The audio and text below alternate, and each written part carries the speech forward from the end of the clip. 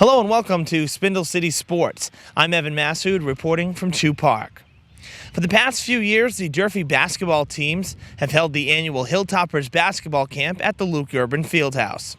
It's a camp where kids from elementary school right on up to high school may register for a week of shooting hoops. This year's camp is boasting its best numbers so far, something Coach Jamison Guimond is happy about.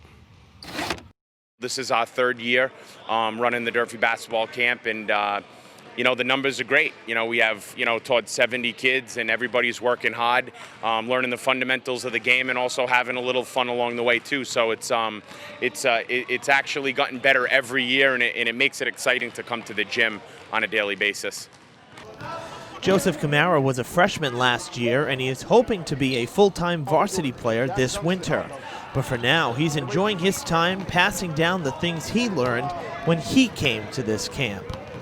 I've been going to camps at Durfee since I was a young little kid, so I'm trying to give those kids the same experience that they gave me, and I'm trying to just give back to the community because it's important to me and it's what makes me proud to be a Durfee Hilltopper. Middle schooler Thomas Michael says basketball is his favorite sport. What he finds most beneficial about this camp is that not only does he get to improve his skills, he also gets some exercise at the same time. I like to be active, and in basketball it's non-stop. You're always moving, and that's what I like about it, and I like working hard and getting stronger playing it.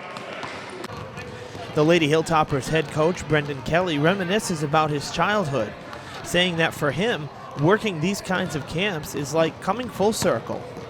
This was a big part of my basketball life growing up, going to summer camps, and it's been a big part of my adult basketball, working at camps and stuff. So to see the numbers here and see everybody working hard and giving back, it's special to me. One of Coach Kelly's seniors-to-be is varsity starter Jordan Garvin. She tells me that the energy level in the field house this week has been phenomenal. The kids just can't wait to hit the open court. A lot of kids came really early this morning. Doors were open at 8 o'clock. I seen kids coming in here at 8:03. Coming in, shooting, sprinting, already dripping in sweat before they even started. She further explains that one of the most important things that young athletes need to know is how to be a good teammate and work well with others. If you have talent but you don't have the sportsmanship, it means absolutely nothing nowadays. You have to have the leadership, the teamwork, the hard work. You have to have the heart to put it in. Sportsmanship and playing the game the right way, through teamwork is the only way to do it. You can have short-term success with individual play, but in terms of long-term success on the basketball court, and in life, you got to work with others, and you got to work with others well in a respectful manner. And I think that's a big thing that we try to drive home to the kids. Now, while the kids are learning to work well with others over at Durfee, American Legion Post 464 has already mastered that as they continue to work with Veterans Services to help fight hunger. The team, with the coordination of Coach Tiberio Estrella and Post Commander Herman Bombach, held a canned food drive Monday night before the game right here at Chew Park. Herman tells me that there are many families out there that are struggling to put food on the table. The cost of living is high. Income is low, and just not enough money to feed themselves and the kids. So myself and the manager, Coach Estrella, we decided to put on this food drive to help those in need in the community. Many politicians were present for the special event, including Mayor Sutter, who threw the ceremonial first pitch. Still got it.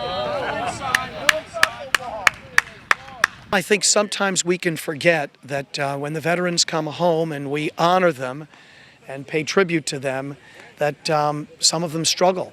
And we owe it to them to do as much as we can to make their lives better, because after all, it's obvious, it's a cliche, but they did put their lives on the line for us.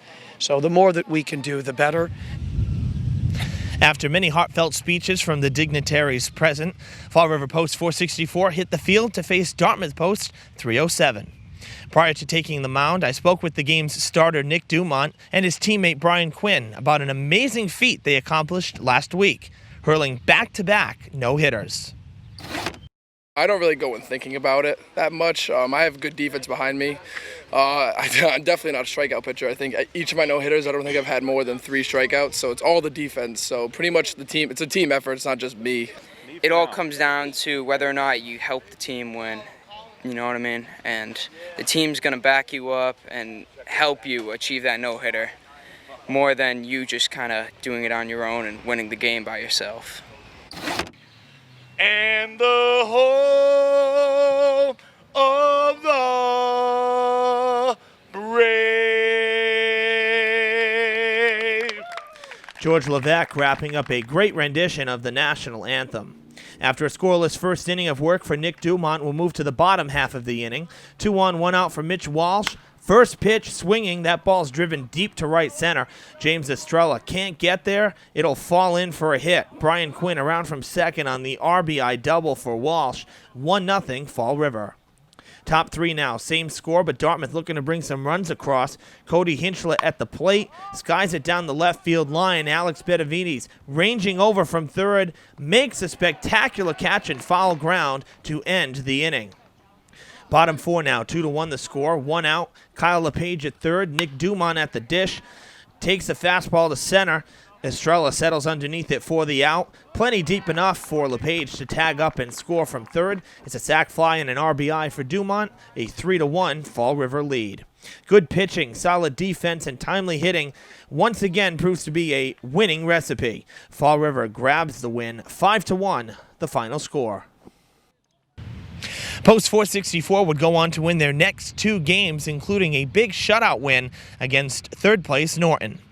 The victory keeps the Fall River boys in second place, just behind first place South Attleboro. Now next week, the American Legion playoffs begin, so we will have coverage from right here at Chew Park.